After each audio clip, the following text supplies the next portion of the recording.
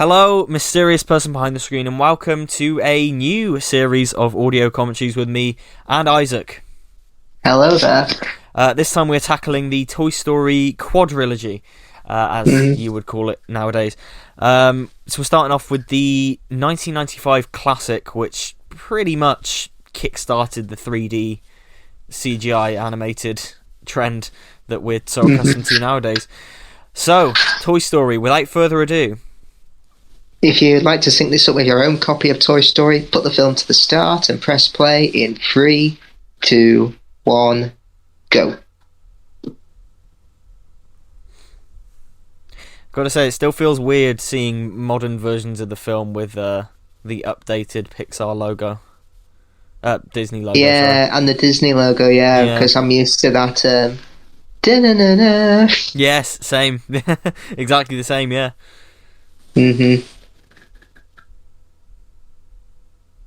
I'm surprised none of the Star Wars films under Disney start like this. Yeah. Because they were clearly okay when they did it with Pirates of the Caribbean. Yeah, and I think everyone was kind of expecting them to, but... Yeah. Now, I did have this on... I remember this and Toy Story 2, I think they were amongst some of the first DVDs I ever owned. Yeah. I also had a Woody doll. I also had a Buzz Lightyear figure and a Mr. Potato Head. Yeah, exactly the same here. Yeah, I had the really old like Woody doll, that had like the really fat kind of proportions to him. Like he didn't really look right. Yeah, he looked really fat. Yeah. Like the first Dalek figures we got in 2005 and 6. Yeah, where they look like they're pregnant. Yeah, exactly right. Yeah, and later on I got the I remember when they, around the time of the third film, they released like quite high quality replicas of Woody and Buzz and stuff, and I remember getting them as a kid and just being like, oh my god, like these were so cool because they looked so kind of accurate to the films. So yeah, I remember getting those as well. I remember having 2 Buzz Lightyear figures. I had one that resembled the one from the film, but I had one that shot like plastic darts out of his wrist. Oh, really? Yeah, that's a rare one. But it had like the utility belt on it the one you see in Toy Story 2. Yeah. Yeah. They had quite a few Buzz variants, I remember. Yeah, I mean, I guess he's kind of the perfect toy he's the perfect character to make toys out of and variations because he's so kind of suited to that. He is, yeah. Because the whole rivalry between Woody and Buzz in this film, it is literally, space versus westerns, because I'd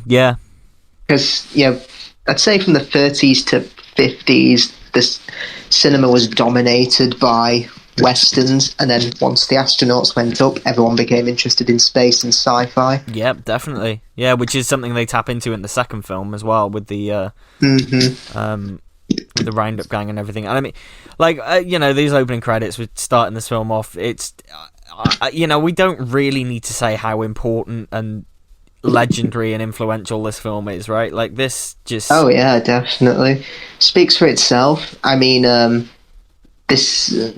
Though I will say one thing, it is credited to Joss Whedon on the writing team, and oh dear. Yeah, and it's directed by John Lasseter, which dodgy stuff came out. Yeah, is he no longer in charge of Pixar, John Lasseter? No, he got fired because he was allegations came to light that he was very inappropriate towards his female staff, which is lovely. And of course, combine that with Joss Whedon, it's like, oh dear. But removing those two aside, I mean, earlier Steve Jobs was credited as an exec producer, and I don't think people realise how much of a hand he had in Pixar's... That's true, yeah. Didn't also Lucasfilm have an impact on Pixar's origins as well?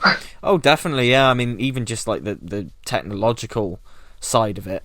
The technology developed to bring things like this to life, and Skywalker Ranch was heavily used and everything, and it's just... Cause I've seen Siskel and Ebert's review of this, on YouTube from 1995, Yeah. and Gene Siskel said something that's kind of sad in hindsight, because he said, it's a marvel in filmmaking, made entirely by computers, but I'll always think there'll be a place for hand-drawn animation on the big screen. Yeah. Oh, no. Yeah, that's unfortunate. Bring back hand-drawn animation, because there's nothing like it. You can't beat hand-drawn animation, but that's not to take anything away from the artistry of 3D animation as well. I think too often people kind of disregard it without realizing kind of how much work goes into it. When people tell me hand-drawn animation is dated now, I say no, it ain't. Look at Pinocchio from 82 years ago. It looks like it was made today. Yeah, I mean it's like saying drawings are outdated. Like it's not. You're not gonna. That's essentially what you're saying. It's just not true. And I wonder how kids watching this today would respond to the quality of the animation. Funnily enough, I remember at school, it was end of term, we had a film on. We had Toy Story 3 on, and then, because like the teacher who had Disney Plus, she just used her Disney Plus account, they then put on Toy Story 2, which is from 1999, and I did have one kid ask me, why are the graphics so bad? Oh, God, really? Yeah, I just said, this is from 1999. This is as old as me. And he said, oh, that makes sense. Oh, no. Oh, God. See, I just, like, this whole thing these days, I just feel so... Because I was born in 2001, so a couple of years later, and I just, like, this as a kid, there's nothing wrong with this. It's great. This looked as good as any film, but, it's surprising how... But, I mean, even saying that... I'm just noticing now the reflections on the floor and in the surrounding, and like the scuffs on Woody's hands. I've just noticed there, like that's pretty impressive for the time. Like, and you've got reflections on Buzz's helmet as well. That's really good. It's impressive for the time. It really is, and like obviously now that it is imperfect, and there's a lot of. If you look hard enough, there's a lot of animation errors and mistakes, but it's one of those things where that's kind of the only thing that's dated about it. Yeah, because they were quite clever in choosing a film that has plastic characters in it, because they're supposed to look plastic. Yeah, it gets away with it because they're toys. When we see the humans, it falls over a little bit, but it's smart enough that most of the film is toys, so it's kind of does get away with it. Little Easter egg in the back there with the books on Andy's shelf being the names of Pixar short films and animators. Yeah. So we've got Nick Nack, and one of them is credited to Lasseter, the author, so that's kind of pretty cool. Yeah.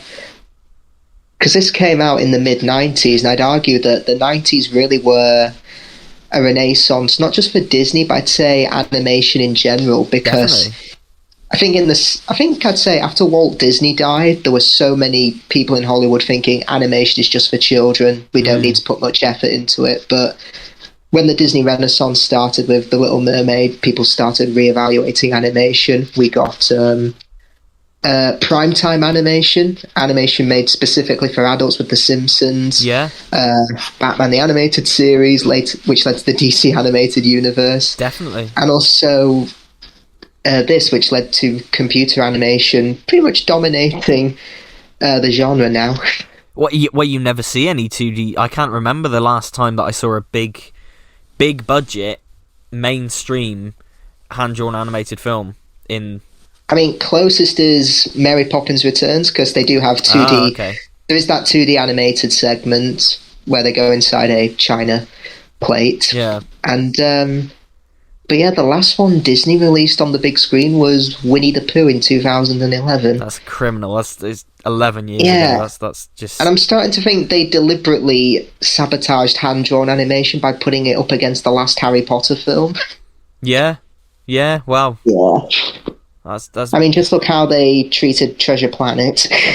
Yeah, that's true. They try to. Yeah, the later films of the 90s Disney canon were very, I think, mistreated, but partially because in the wake of this, I think audiences just expected this, and also partially because they were compared to films like Aladdin and Beauty and the Beast and The Lion King, which are just absolute masterpieces. Yeah, because I'd say before the Disney Renaissance, the films that you'd compare to animation, like you'd hold to the highest standards that film historians would hold, are Snow White, Pinocchio, Fantasia, Dumbo, and Bambi, because they're known as the Big Five. And then nowadays you've got Little Mermaid, Beauty and the Beast, Aladdin, and Lion King, which are referred to as the Big Four. The Big Four, yeah, exactly. It's interesting how things have gone. I mean, so I do often forget how old this film is. It's 27 years old. 27 years old, which is just insane. But it's amazing how things have changed during that time. I mean, now hand-drawn animation, you kind of see it, and it's kind of looked at as that's a bit of we're doing that for nostalgia. If that makes sense. Like I haven't seen it, but I know that Space Jam 2 last year had a lot of hand-drawn sequences, obviously because it's Looney Tunes, but they had a lot of going into like Superman the animated series. They had a scene like that, okay. and it was done as like a novelty, a nostalgic reference, which is just it's.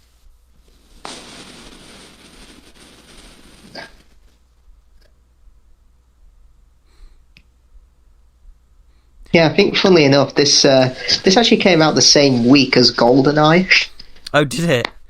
Yeah, it did, but both were successes, I think. Yeah.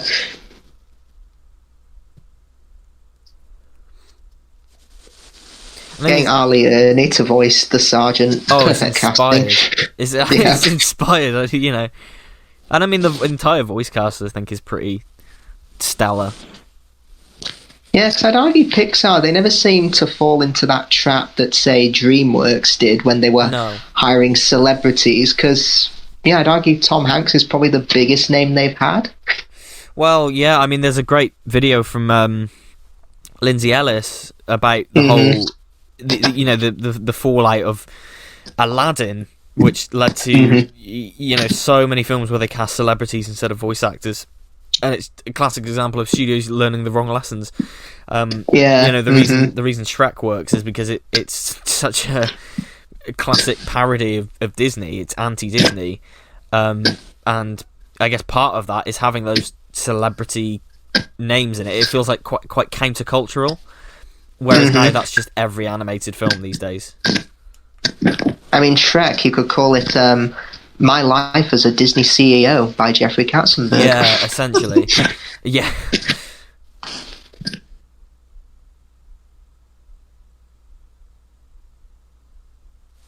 It's quite interesting now how we can get video game graphics that like generated in real time that look on par with this. How mad's that? Like, that is true. Yeah, pretty insane. Like the Toy Story characters appeared in Kingdom Hearts 3, I think, one of the games came the other year, and the cutscenes they looked like on the quality of at least the second one.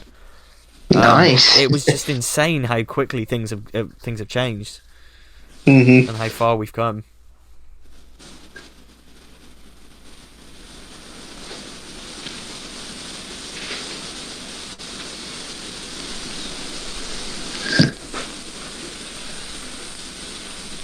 I don't think the toys need to worry. Fortnite won't be invented for another 20 years, so they're not going to get replaced.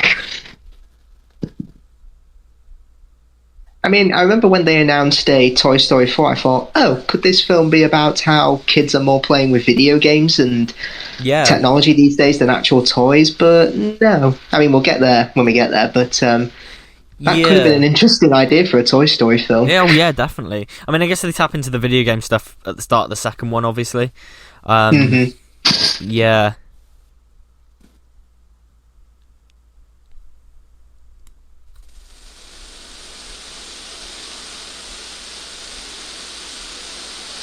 Now, the writers on this film, and also who contributed to the story and the animators, this was pretty much their first film, wasn't it? Full-length film. Essentially, yeah. I mean, wow. So many of the Pixar animators were were working on the short films, which I know Pete Docter, Andrew Stanton, they all went on to direct their own films. In fact, I think I'd say Pete Docter's track record of films, they're probably the strongest Pixar's ever done, I think. He probably has the biggest home runs, I think, out of all the I think you're probably directors. Right. Yeah, no, I think because he's done. He did Monsters Inc., Up, Inside Out, and Soul. Yeah, it's that's actually pretty incredible to think. Actually, it's this creative team. I mean, the fact that the same creative team essentially is still working on these films, 27 years later is pretty nuts. I need to catch up on Pixar, actually. The last one I saw was Soul, and I've seen I got Luca on Blu-ray for Christmas, and it's really good. Oh, is it? Okay, cool. Yeah, I've not seen Onward either, so I need to watch Onward, and then pretty much every other film after that I need to watch. So Onward I thought was just okay. Whereas Luca's really good, but I did see a stupid YouTube video titled Ratatouille for Babies, and I'm like, okay, having watched Luca, it is nothing like Ratatouille. I don't know where the hell they got that from. I remember seeing that video doing the rounds, and everyone on Twitter was just mocking it. It's what? Yeah, it's interesting. There are only a handful of Pixar films before that I haven't seen. I've not seen Brave. Neither have I. Oh, okay, and I've not seen The Good Dinosaur. So yeah. I think the only two I've not seen are Brave and Cars 3. Yes, okay. I keep forgetting there's a Cars 3. I was actually because I find the first Cars quite underrated. It might just be a bit of nostalgia, but I don't mind the first one. Yeah, neither do I. I don't mind it either. Yeah, I do like the first one. And Cars 3 kind of took it back to that tone. It pretty much ignores the existence of the second one. It just goes back to the spirit of that first film, which was quite a nice surprise. No spy cars, what a shame. No spy cars, and Mater is only in it for a very small role. So, yeah. In the words of Willy Wonka, stop, don't come back. Yeah, exactly. No, I recommend the third one, actually, if you get a chance to see it, because it is a substantial improvement. So.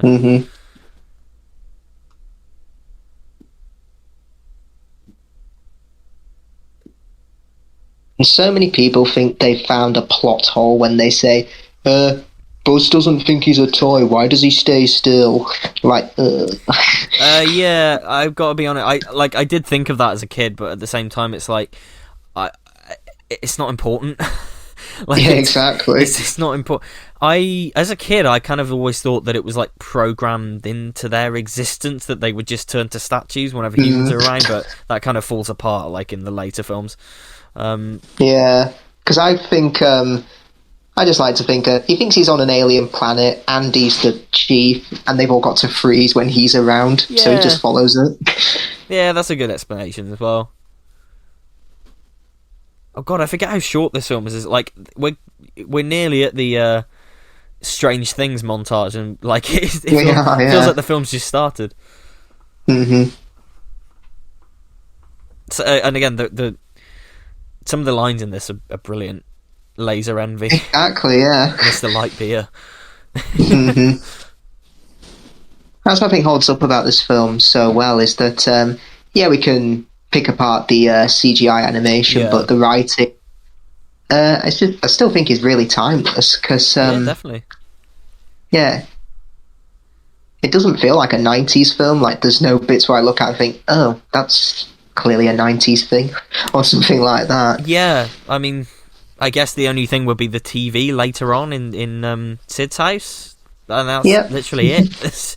So, and even then, that's a Batman the Animated Series thing, where that show uses black and white, 60s style TVs.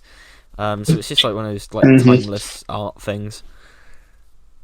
Yeah. And again, some of the details in this animation, they're very impressive. The way the bed moves when they walk on it, it just sinks down slightly. It's very cool. It's what Gene Siskel does mention in his review, because he says, I think it's really impressive how they animated the reflections on, say, Buzz's helmet, and say they didn't need to do that. So yeah, definitely. I'm so glad they mentioned how much detail went into all the animation. That's it. On a broad strokes, I think the animation, it is quite dated, but at the same time, the details in it, they're so impressive, and like look at Buzz's wings and how like they're slightly translucent as well. Like, it's pretty. It's better than a lot of people give it credit for. Mm-hmm. Well, it's better than Food Fight. Oh God, yeah. And that was actually made for double this. Yeah, well, I think in the end it was made for double, wasn't it? Because it got stolen. Yeah, and it was just like. Really? Someone wanted to steal that? Yeah, it was supposed to come out like 6 years before it did, because it somebody stole the film. It's like this mad story where it got stolen and was considered lost media for ages, and then just suddenly turned up. It's a really weird thing. Like, it's a bizarre story.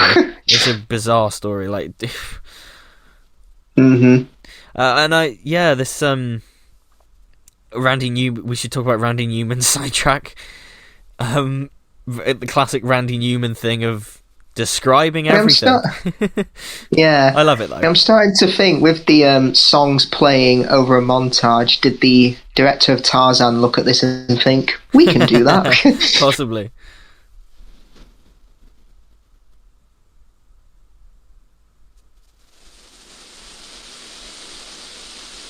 In fact, I think Tim Allen would actually make a good Superman voice, because I'd argue Buzz Lightyear and Superman, they're quite similar, quite Boy Scouts, which is why I think Chris Evans is perfect for a live-action version of Buzz Lightyear. Definitely. I mean, people are still... I'm interested to see Lightyear, but at the same time, like, pretty much everyone I speak to is still confused about what it is.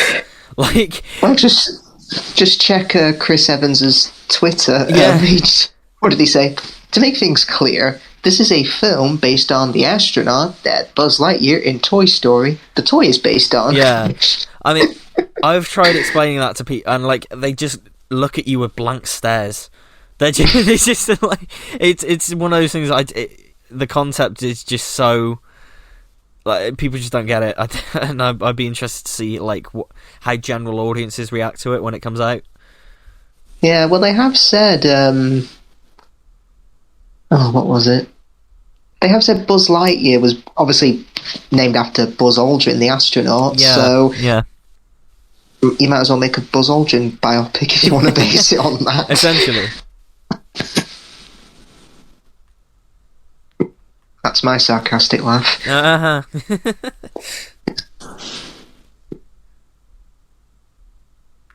Even though I had Woody and Buzz Lightyear dolls, I never wrote on their boots to say they were mine. I tried to as a kid, and then I was like, oh, but it's not accurate to the film, so I should write Andy on it. So I was just like being really, really nerdy at an early age, because I was just like, it's got to be screen accurate.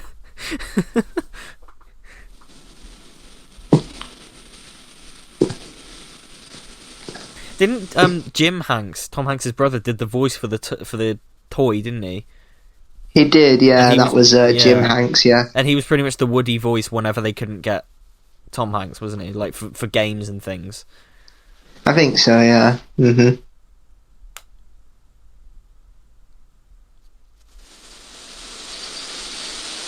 And I find it interesting returning to this, like in Toy Story 4, all of their voices are so much gruffer, obviously with age, and it's returning to this, that their voices just sound so much more fresh and kind of timeless in a way. Like, I think it works for 4, but yeah, it does, yeah. And from what I heard, for when Tom Hanks voiced the role, he requested, can we record it when I'm in between filming Forrest Gump, because that's more of a comedic role and not Apollo 13, which is a more serious role for me. I think he requested that. That's quite cool, actually. I do love Tom Hanks. Like, he's one of those... He's The day he I mean, passes we away joke will be a about sad day. yeah, we joke about Chris Pratt voicing everyone, but I think Tom Hanks could play anyone. Probably. I mean, if you cast Tom Hanks as Mario instead of Chris Pratt, that would be so much Yes, better. do it. Oh god, it's an awful casting choice. Chris Pratt as Mario. I can't just. Oh. Well, didn't they get Bob Hoskins to play Mario in the 90s? Oh, in the live In the action Super Mario film, Brothers? yeah, Yeah. Which I can see it. Like he looks like Mario. I remember this from the Unusual Suspects review of it. Where's Lenny? Yeah. Yeah, yeah. I had a great time. I just want to shake your hand. You're the greatest. Is it his Home Alone 3 review where he says, "Oh, imagine a toy like that existing in the real world." Yeah. I'm the one. Why would Andy? Rocket. Why would Andy play with me? Oh God.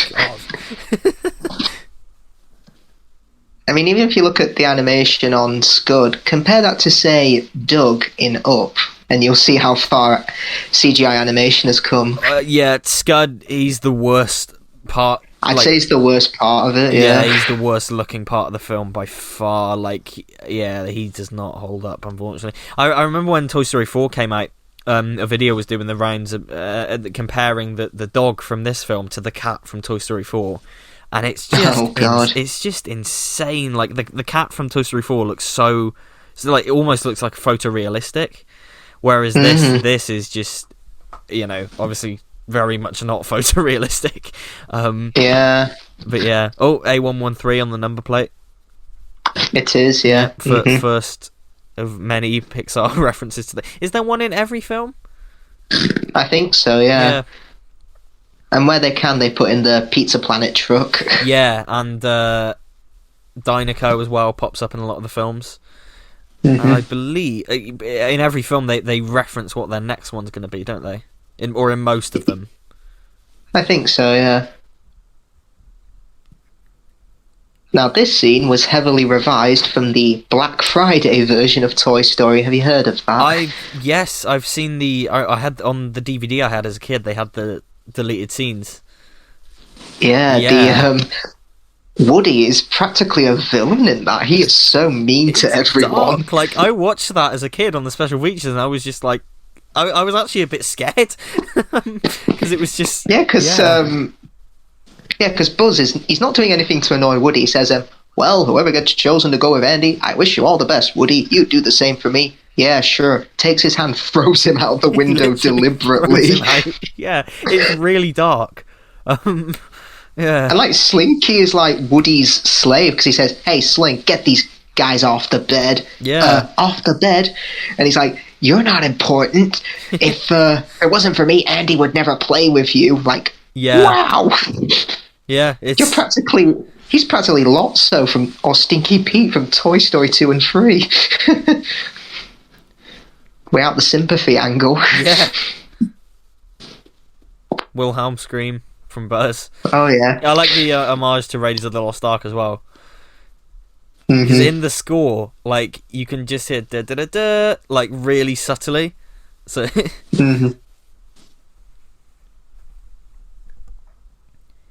I always wanted an RC as a kid. Like the exact car from this film. But I don't know if they ever... They must have released RC toys. Definitely, yeah. I think one of my friends did have an RC toy, and I think they also had a Slinky dog. Yeah. Oh, nice.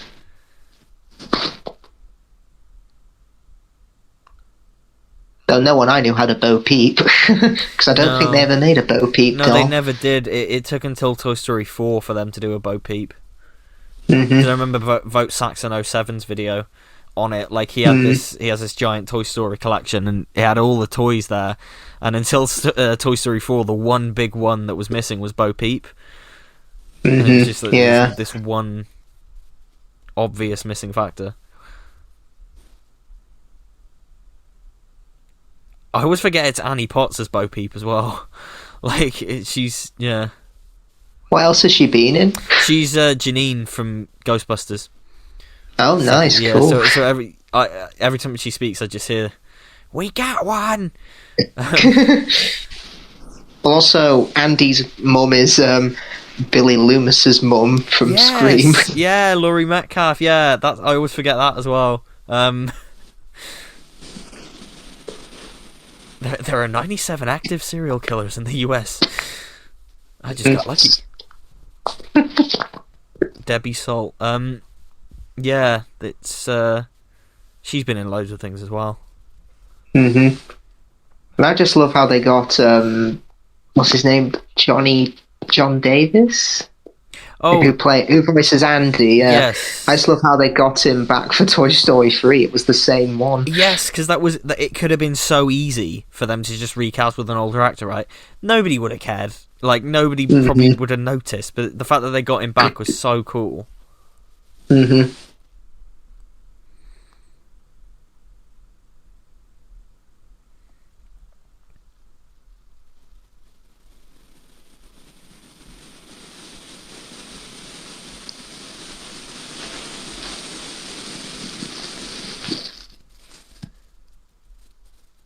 Yeah, I gotta say, like, I don't think I've ever noticed before, like, the scuffs on Woody's hands and things, like, just the and on his cheek he's got the little scratches and like, because that's what happens to toys when you use them a lot. Yeah, definitely. Yeah, I've never noticed that before.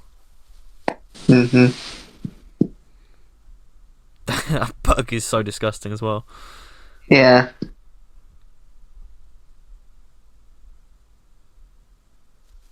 Apparently, quite a few times in this film, you might not be able to unsee it after I say it, but when characters blink, they usually do one eye before the other. Yeah, I noticed that a few years ago, and it's one of those things, like you say, you can't unsee it once you have seen it. I don't know why. Like, was it a limitation of the technology? You couldn't do two at the same time. I don't know. Possibly, yeah. Also, somebody, if you freeze frame that point where Woody's head spins around, there's a moment where his eyes are just white, like there's no pupils. Yep. It's really terrifying. For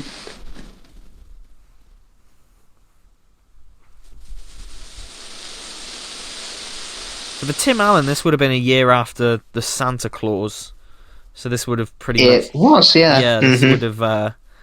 which is a role he's reprising, by the way. I don't know if you've heard this. Yeah, he is on Disney Plus. I don't think anybody asked for a Santa Claus TV show to nearly 20 years after the last one, but we're getting it.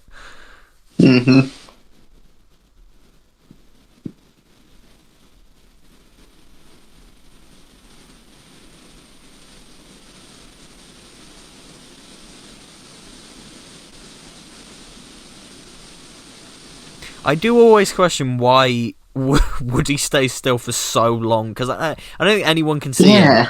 Like, he's pretty much just willing to let himself get run over. Nobody can see him. Just move. Yeah, just run away.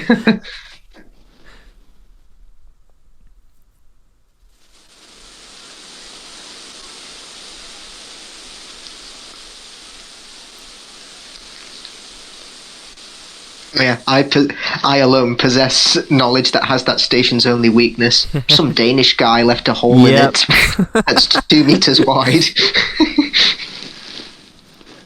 Yeah, there's a lot of Star Wars references in this, isn't it? Again, it's tipping its hat to Lucasfilm. And of course it's ironic, because Disney would come to own Star Wars. Yeah, exactly.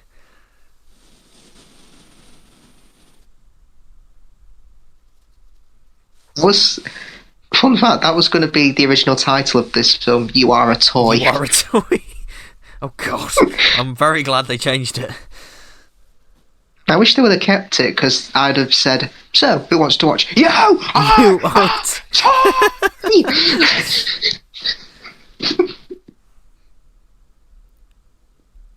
I always find it funny at the end of Cars, I think it's in the credits, isn't it, when they do the car versions of these scenes.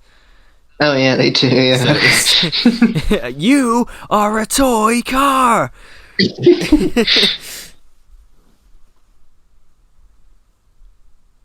I've quite noticed with a lot of human characters, often you don't see their faces when they're speaking, or you just see like their it's like head. It's like the Tom and Jerry thing, isn't it? Like when you never see the heads of the adults in Tom and Jerry.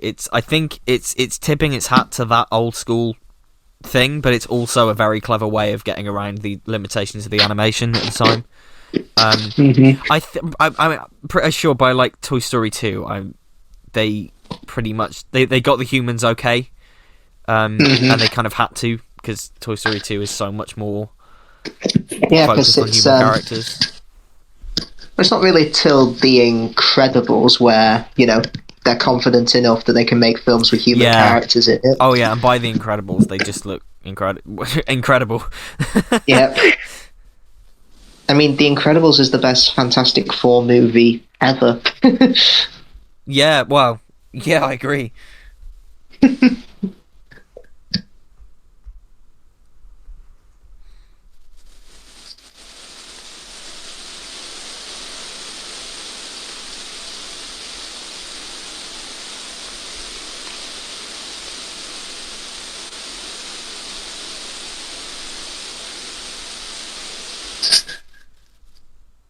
I can remember when I was in primary school, I think it was year 5, I think it might have been our English. We actually studied this in English. We had to write kind of a like a biopic, or well, not biopic, just like a point of view from each of the characters on what we go through in the film, and also we could make a board game based on the film. I remember that. Oh, really? Yeah, that was fun. Because I can remember one group of my friends, they did something quite clever. If you landed on an Andy square, you got something good, but if you landed on a Sid square, you got something bad in the game. That's cool. Yeah, good times.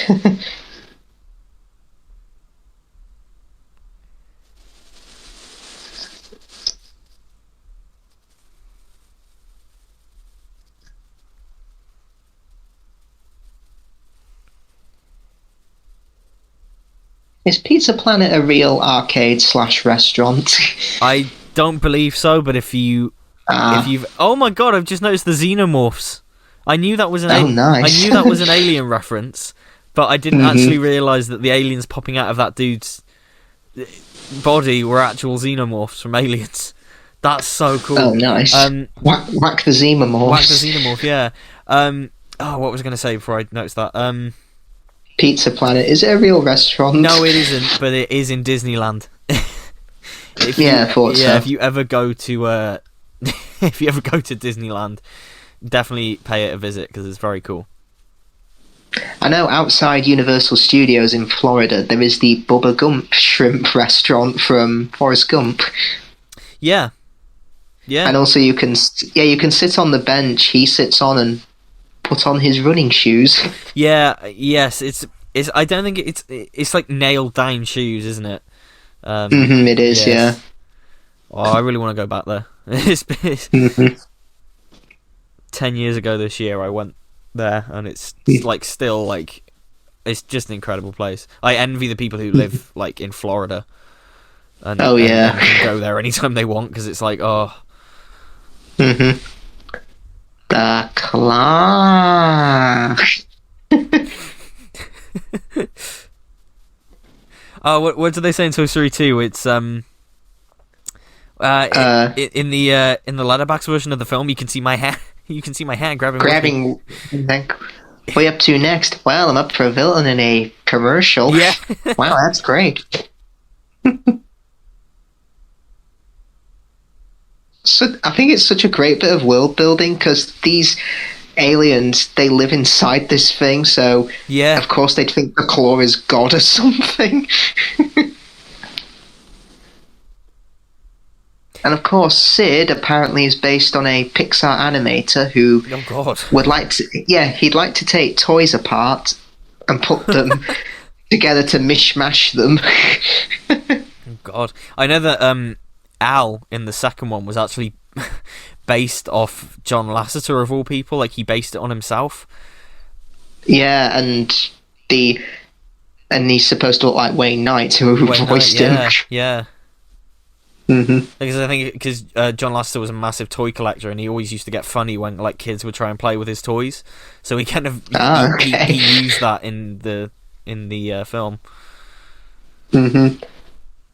I know Woody as a toy, he's based on a Casper the Friendly Ghost doll that John Lasseter had, where you pull the string and it'd say something like, "I'm your friend." Yeah.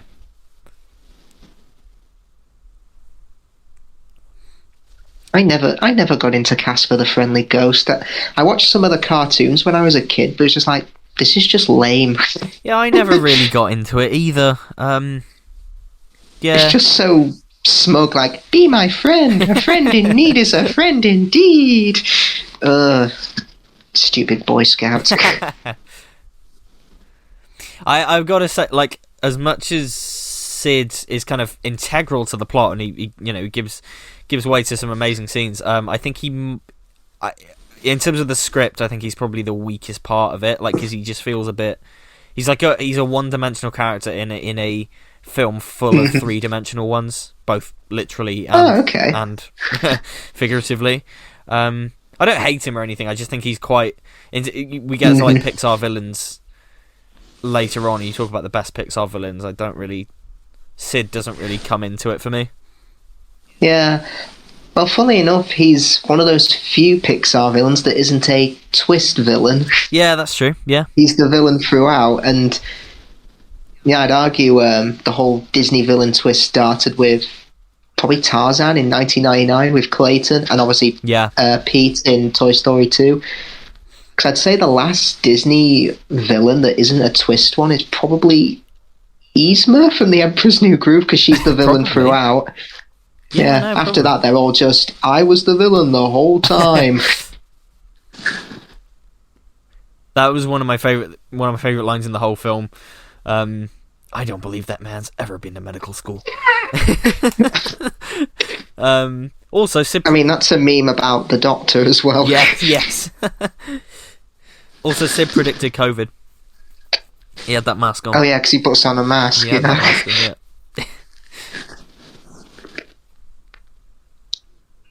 So Sid has a thing for decapitating people. Paul would like it here. Of course, Sid turns up in the third one, doesn't he? He's the garbage man. He is, yeah, singing. So probably at that job while he's in between therapy sessions. Yeah, yes, definitely. That's probably the imagery is quite horrific, to be honest. That baby, like, it's not quite as sinister as the baby from the third one, but it's up there. Yeah. It's a bit prejudiced of Woody. Just because they're mismatched doesn't mean they're evil. Yeah. They're cannibals. Oh. Thing is that Jack in the Box with the hand, that basically just looks like a Halloween decoration. It does, yeah. You wouldn't, it wouldn't look out of place on like a Halloween shelf at Tesco in October or something. No, it wouldn't.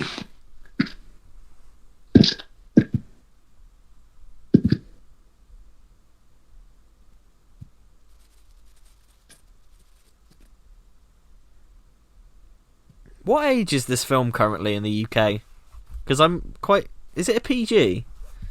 Yeah, my Blu-rays are PG. The rest of them are used, though. Yeah. I never got that. Why is this a PG? Well, I was about to say, because isn't it... I think it's because it's... like I said, the imagery on that baby is pretty horrific. And I think maybe I don't know. The references to cannibalism. Maybe, yeah. To be honest, I remember being shocked in the cinema when I saw Incredibles 2 and hearing the characters say crap. I was just like, whoa! It's a bit... I remember when it came out, someone tweeted to Brad Bird, "Why did you have your characters say crap and hell?" And he just responded with, "Because it's my film." Yeah, exactly. I think they might have even said, "Why'd you do that in a kids' film?" And he said, "It's not a kids' film. I don't make films for children." Yeah, he said it's not a kids' film. It's a superhero film that happens to be animated, wasn't it? Oh yeah, because Brad Bird is one of those firm believers that animation is not a genre, because it can be anything. It can be any genre. Yeah. Yeah, exactly. And so that's why I always get annoyed when animation, like you said, when animation is listed as a genre. It's not a genre, it's a medium. Exactly, yeah.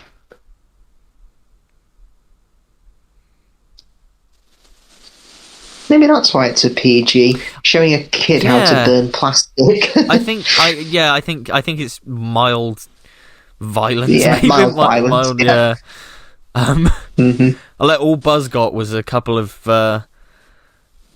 bullets, and Woody gets burnt.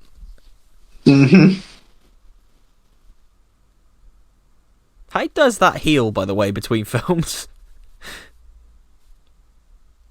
I don't know.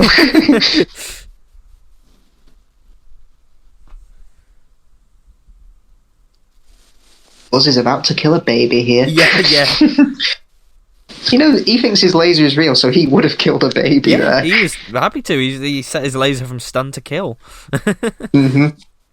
That's the one thing that none of the toys I had ever had. Even the really like high quality like replica one, they never had the karate chop action. No, they didn't. No, I was always disappointed. Yeah, the carpet for Sid's house, it's based on the Overlook Hotel from The Shining, isn't it? Yeah. Yes, it's the same carpet, yeah.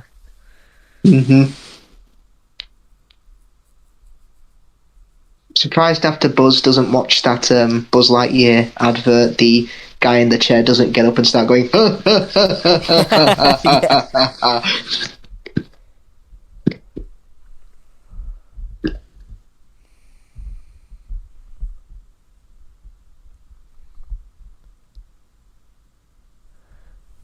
I gotta say, like, although the dog doesn't look very good, the pupil, like, dilating is pretty sinister. Plus, there is an effort to make Scud the dog look quite expressive, like a real dog. Yeah, definitely. And I think, as a kid, like, I was quite scared of dogs, so this probably didn't help.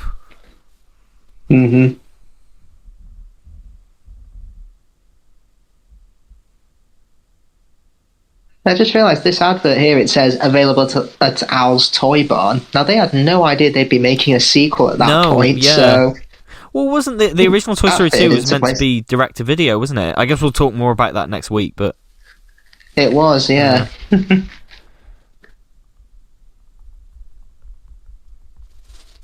Yeah, I'd argue this here, it's probably the emotional high point of the film. It's where I have to disagree with The Unusual Suspect a bit, where he thinks that there's not much of an emotional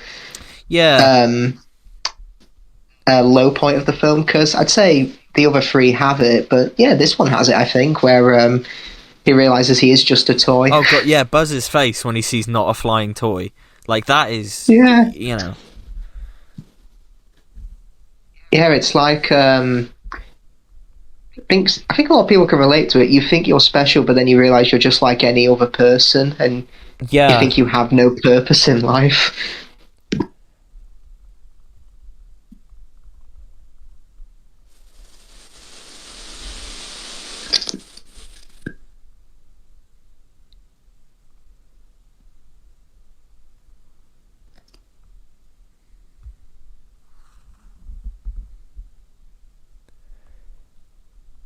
I got this shot coming up is one of my favourite shots, I think, in any film ever.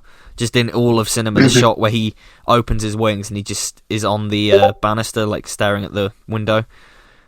It's such a cool shot. Yeah, definitely.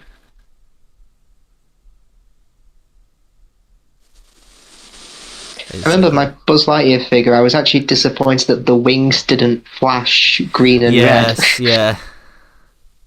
Wasn't quite accurate, but oh well, it was a cool toy. Oh, I've just remembered a story. I that Buzz Lightyear figure, that original one, remember when Toy Story 3 was coming out, I remember hearing a lot of discussion about how sad it was and how people were crying. And my Buzz Lightyear toy, the head came off.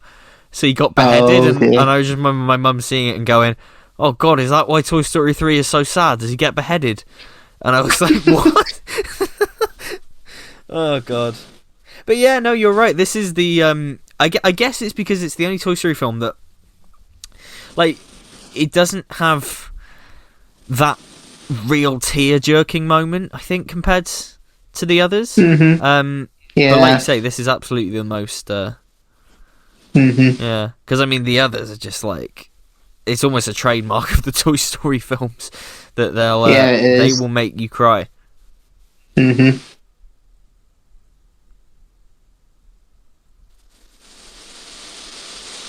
Now the famous "I am Mrs. Nesbit" meme. Yeah. I've seen the Spider-Man version. Who are you? I am Mrs. Nesbit.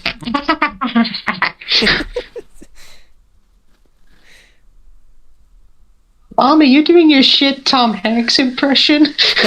Yeah, I forgot about that.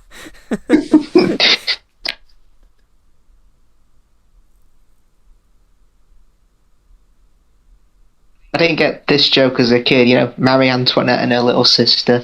Oh yeah, they got beheaded in the French Revolution. Yeah, yeah. Mhm.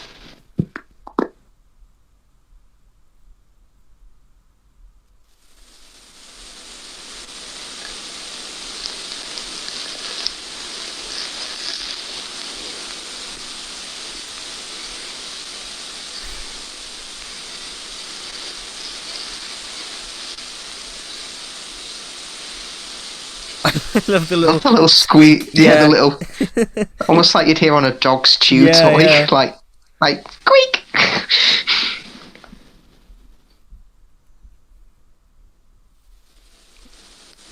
I felt like that when the Doctor Who experience closed and I'd only been there once. When so Oh, many yeah. people would be like, oh, I've been 10 times, 12 times. Yeah. And I'm just like, I've only been once. I'm such a sham of a fan. I wish they'd bring that back. Yeah. I went. Well, this- I went a few times because I'm close to the area, so it was convenient. But it's just like, oh, it was so good. Yeah. Well, there is Doctor Who Time Fracture now, which Very I've true. still yet to go to. Yeah, me neither. I need to go to that.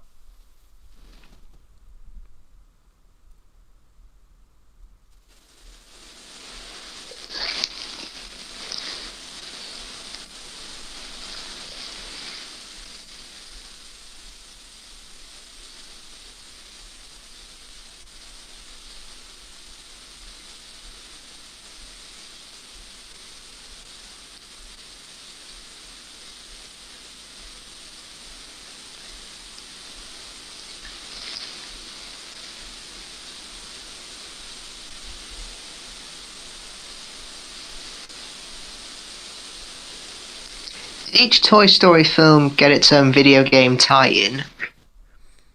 Apart from 4. Yeah. 4 was the only one that didn't. The others did. I didn't play the first 2, but I did play the third game, and the third game was all right. But the actual game I never played. They had a toy box mode on it, which was basically you could build your own town in the Old West. And you could play cool. as Woody, Buzz, or Jesse, and you could basically be this sheriff of this town. And I remember I got really into it when I was younger. Like I built up my own little village and I had this like population. I had like a well running economy that I'd managed to build up and run. And yeah, nothing more heartbreaking than coming home from school one day and finding that Zurg had destroyed my entire town. Oh, no. I remember I was genuinely upset because oh god, I might revisit that actually. That was a decent game.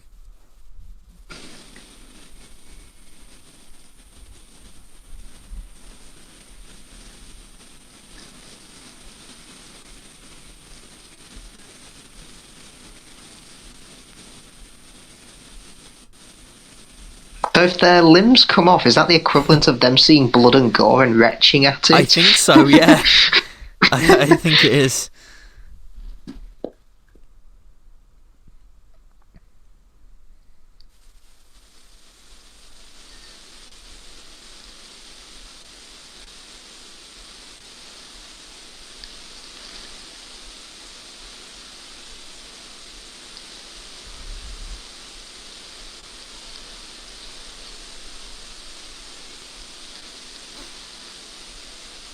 It's interesting because I think Back to the, I was just going to say, going back to the Black Friday version of Toy Story, Yeah. I actually think it was Jeffrey Katzenberg himself who said for the original draft, it needs more edge, it needs more of a tough feel to it. So they did that with Woody, and then him, out of all people, apparently said, "What have you done to the film? It's so mean now." See, now for him to say that, yeah, or it might have been somebody else who said the film's got really mean or something like that. But yeah, I don't know who said it, but yeah, there were notes to make it more tough, more mean, more edgy.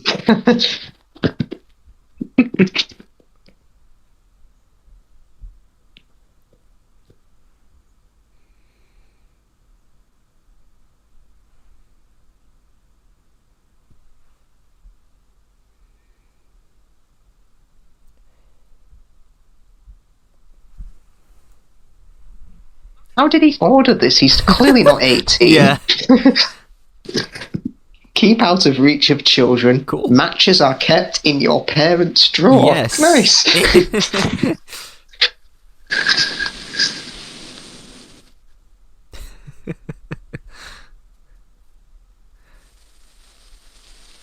I wonder, do Sid and Andy know each other? To be honest, I've always wanted to know that, like, ever since I was a kid, because they must have, like, awareness of each other, because that kid is, like, setting bombs off in his garden. There's, Andy must be aware of him in some fashion. Or maybe they go to the same school. Maybe Sid bullies Andy. Yeah. Because he looks a bit older than him. Yeah, I always kind of thought that as a kid, to be honest. Like, he strikes me, yeah.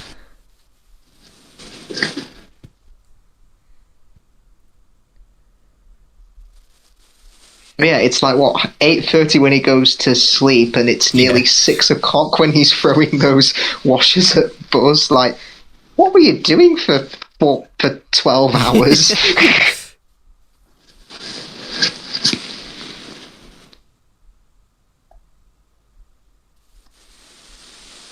I think this bit of the animation's always stood out to me as being a little bit dodgy as well. It's when Andy's mum turns the lamp off. Like, she moves in a very strange way. Yeah. Oh yeah, that. Yeah, it's a bit. It's almost like it's very video gamey. Mhm.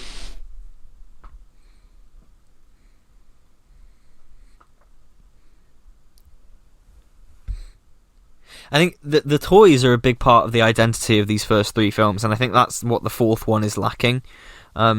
Oh, okay. For me, like as in like Mr. Potato Head and Rex and everyone, like they're such a distinctive part of these first three. Mhm. Yeah, I can see that, because obviously we'll get to it. I just felt with Toy Story 4, it actually kind of felt like the first film in the series that wasn't about any humans. It was predominantly about the toys. I agree. Yeah. Yeah.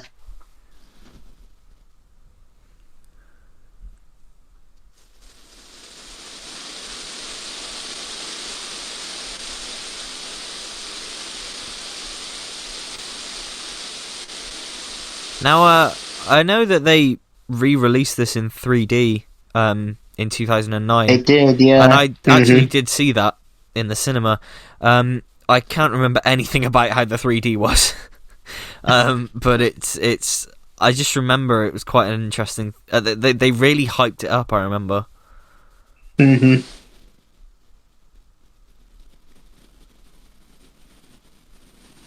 Well, I can remember seeing those posters, I think, that had the little green men wearing 3D glasses. Yeah, that's it, yeah.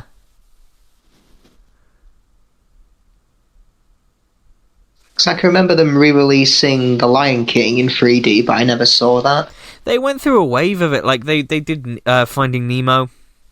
They did The Lion King, as you say. They did what else did they did Monsters Inc., I think. They did quite I know a few. they did I know for its 10th anniversary they did Beauty and the Beast, but in IMAX. Oh yeah. And they added a new song to it that was cut before the original release. Didn't they do that for The Lion King as well, but for a special edition DVD? They added the They added the Morning Report song. That's it.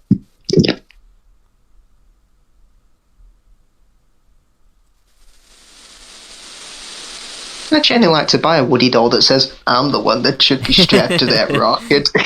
Yeah. Why would Andy want to play with It's me? the sad Woody version. Yep.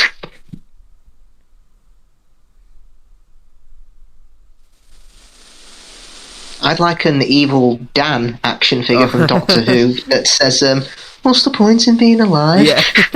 I'm good at this. I'll bite your toes.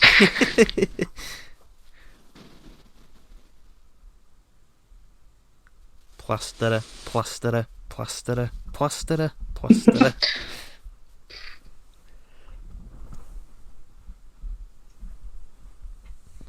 God, this film really does move, doesn't it? The pacing is so good. Mm-hmm.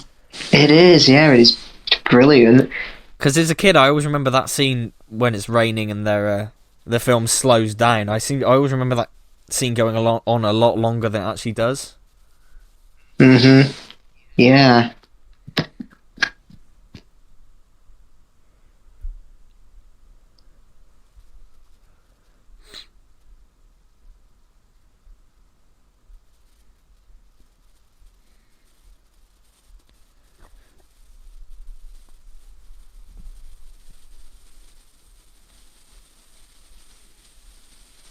I love all the cans of root beer as well. Oh, yeah. And he's got gasoline as well in his room. Just like, what kind of parents are these? Oh, we know. I assume that was the dad in the room with the passed out in front of the TV. So he's clearly a bit of a deadbeat dad. Yep. I mean, funny enough, the year this came out, The Simpsons did that CGI short for their Treehouse of Horror, yeah. In fact, I think that came out a few weeks before this did, because I think this came out November 95. That was for Halloween, yeah. Isn't that the thing, though? Like, many of The Simpsons Treehouse of Horrors don't air until, like, the first week of November. Yeah, some of them don't, yeah.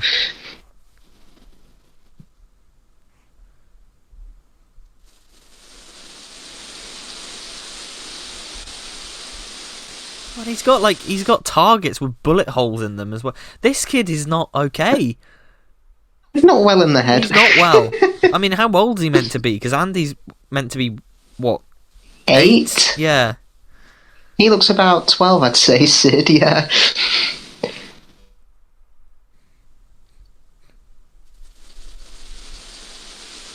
That's Morse code, isn't it? It is, yeah.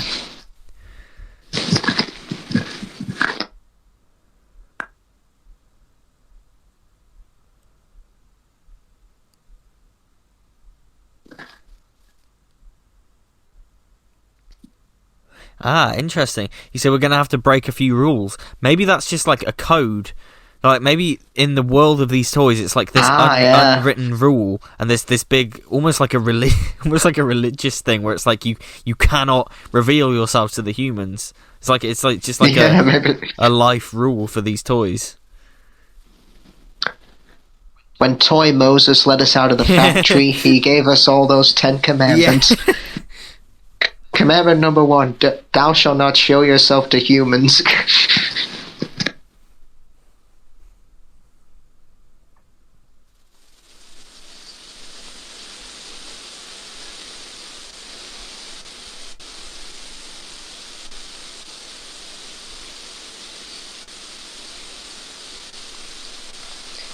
We have missed it, but in Andy's room there was a Mickey Mouse clock. Yeah, yeah.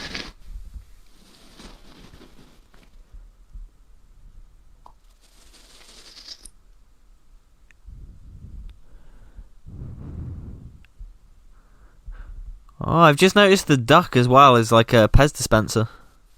That's very cool. Oh, it is, yeah. Yeah.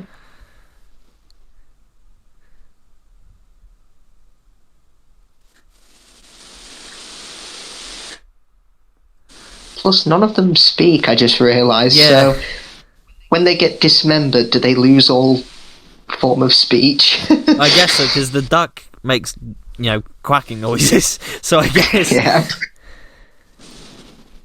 I mean, would a toy pterodactyl speak anyway? I mean, I guess the toy Possibly, yeah. Rex does, so... Mm-hmm. Oh, you would notice the giant line. You would notice the giant bit of string in the middle of the porch. Yeah, you would.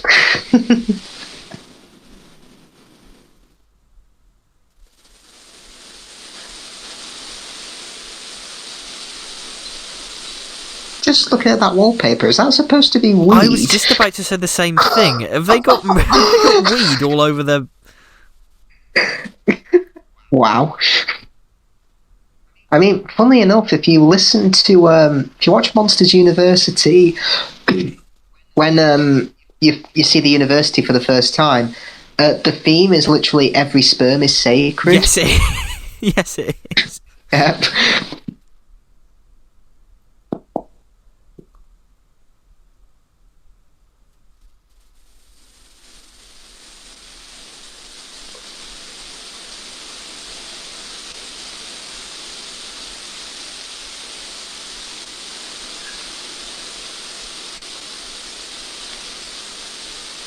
I love how the match comes back as well, because he uses that to attempt to light the rocket.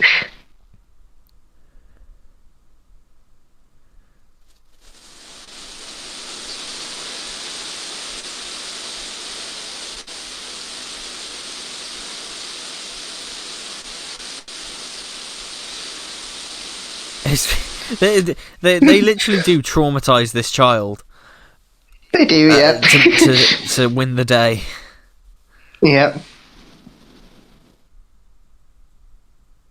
Oh, you'll call him Busted Buster.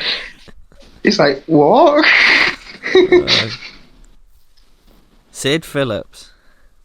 Yep.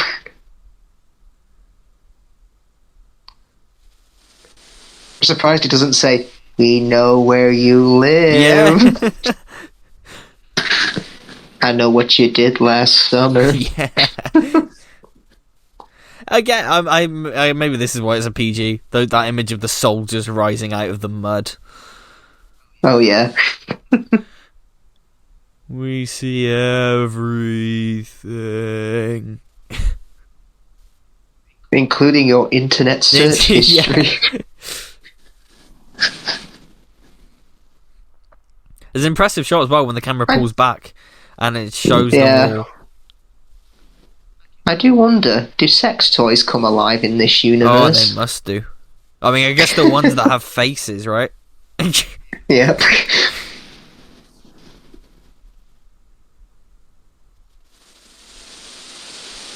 I mean, what if the adult version of Toy Story, Andy grows up, buys a dildo, it thinks it's a real penis? Yeah? Oh, that must have been made somewhere. There must be some corner of the internet. Definitely.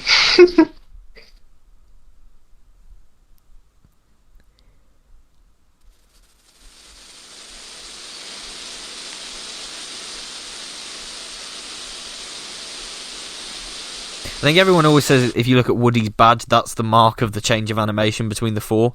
Like, as each one, the badge just gets more... Like, the reflections on it and everything, it just gets more and more impressive as the films go on. And I remember the animators saying that's the one that is sort of the big mark. Mm-hmm. Now the moving van chase, the animators said they based this on the train chase from The Wrong Trousers. Ah, really? That does not surprise me. Mm-hmm.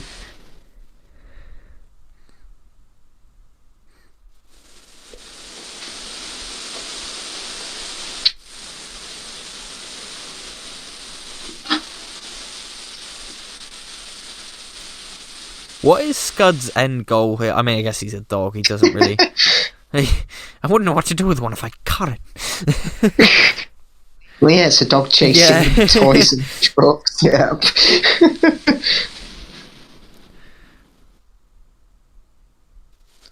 Yeah, because I've probably just realised they've probably lost their dog because he gets trapped in those cars. He does, yeah. Yep. He's angry enough. Someone probably put him down. Sadly. Yep. I always forget when he pulls his eyelids up. Like, freaky. ow. hmm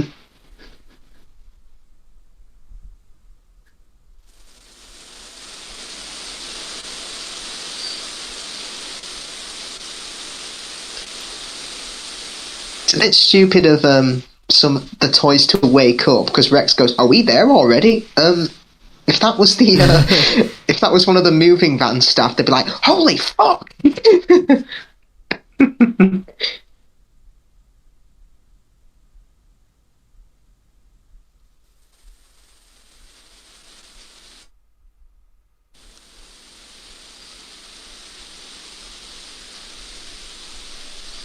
I mean, So how hard would it have been for Woody to just say, "Buzz is like there, I'm trying to save him," yeah, instead of just going, "There you are."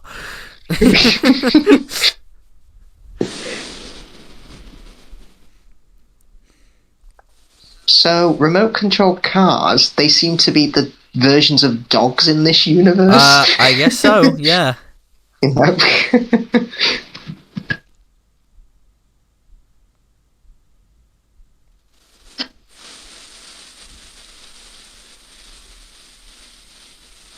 Pig pile.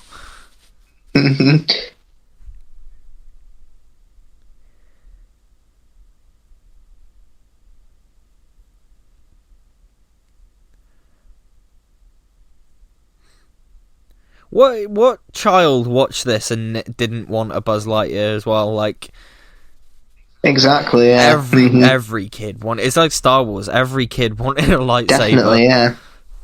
Well, there's that line in the second film where the tour guide Barbie says, "Back in 1995, short-sighted retailers did not make enough products to reach demand," because I don't think anyone was expecting this to be a hit. No, not at all. Yeah. It was a bit of a sleeper, wasn't it? Like it. Mm-hmm. And it was one of those things that nobody could really see coming either. Because if you watch those Pixar shorts, it's not like you look at them and go, "Yes, this could be transplanted into a hour and a half film." Yeah, because also CGI in the early 90s, it was used for action films, wasn't it? Yeah, definitely. Like in Terminator 2 and Jurassic Park. I mean, CGI was still in its infancy relatively at this point, because I know that, like, obviously 1991 and 1993 were the big landmark years, but that was only recent when this came out. Yeah, and the animation was quite colourless and basic, and here's a film with bright colours in it. Oh, yeah, definitely. And it's the first film to be made with entirely with computers, yeah.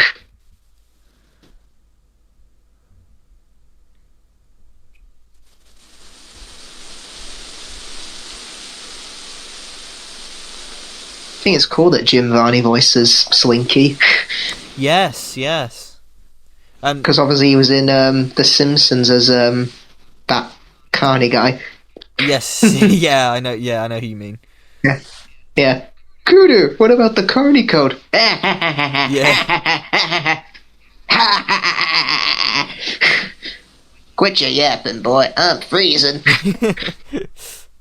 Also, the recast for Slinky in 3 and 4 was very good too, because I couldn't. For ages I didn't even know that they'd recast. So. Yeah. Well, Jim Varney's last film role was in Atlantis: The Lost Empire, another voice acting role. Yeah.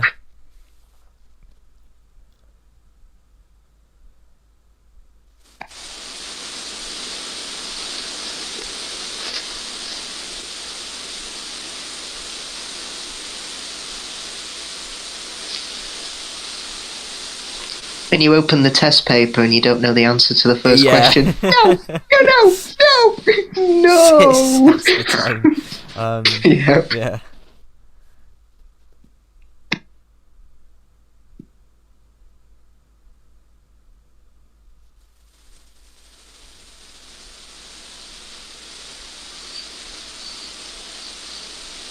Remember when they advertised A Bug's Life, they always used that footage of them lighting the wick and the rocket taking off. Yeah. I mean, I guess it's the part of the film, right? This is the thing that everybody...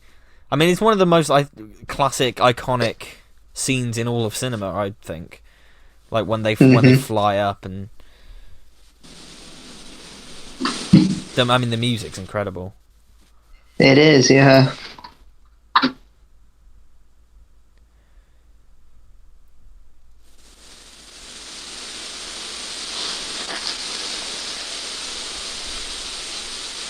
Does it hurt every time Potato Head gets his head knocked off or loses a body part? I guess not. Is it constant agony for him?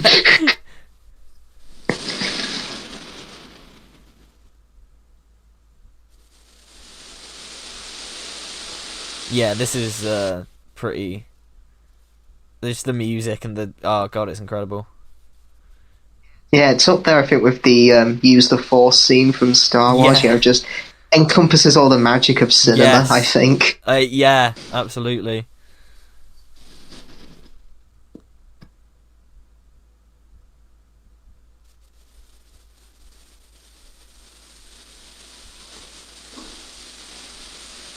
Good thing the roof's open, otherwise that would have been awkward. Screwed. Yeah.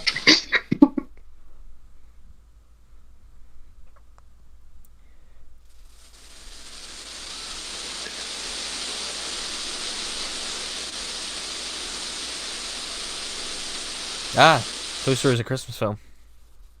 Oh yeah, well, the BBC, I know in the past they used to show from the 23rd to Christmas Day, they'd show the trilogy on consecutive days. Oh, cool. Yeah. I remember clearly they did that in 2013, yeah. I was actually kind of impressed recently this Christmas because they showed some quite good films like Paddington, Coco, Finding Dory. Yeah, they showed some decent stuff. I mean, I remember one year we got the kind just like, ugh. You had to pick that film out of all of them. I love the hubba hubba on the Mr. Spell. Oh yeah.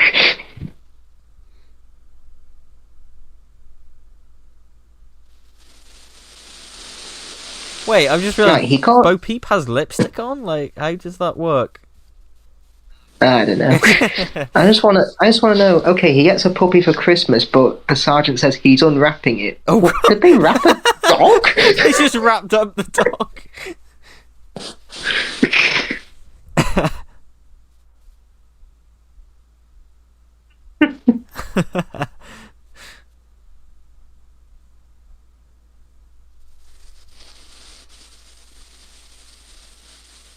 I've always loved these credits as well. Like, Mm-hmm.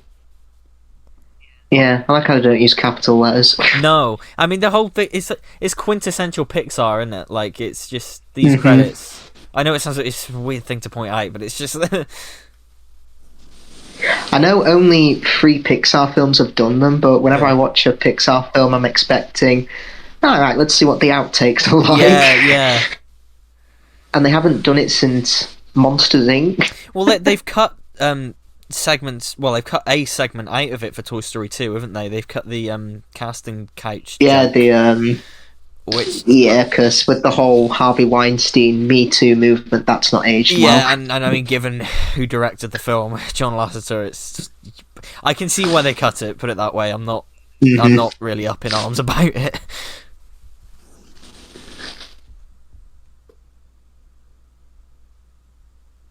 But yeah, I mean, what can we say really that hasn't been said? It's just a magical film, I think. Oh, it's a masterpiece. It's so tight, it's so quick. It was completely it changed the way animated films were approached. As we spoke about earlier, animated films have never been the same since this. Definitely not, no. Oh, Steve Johnson did the character design. I wonder if that's the same Steve Johnson that worked on Spider-Man 2.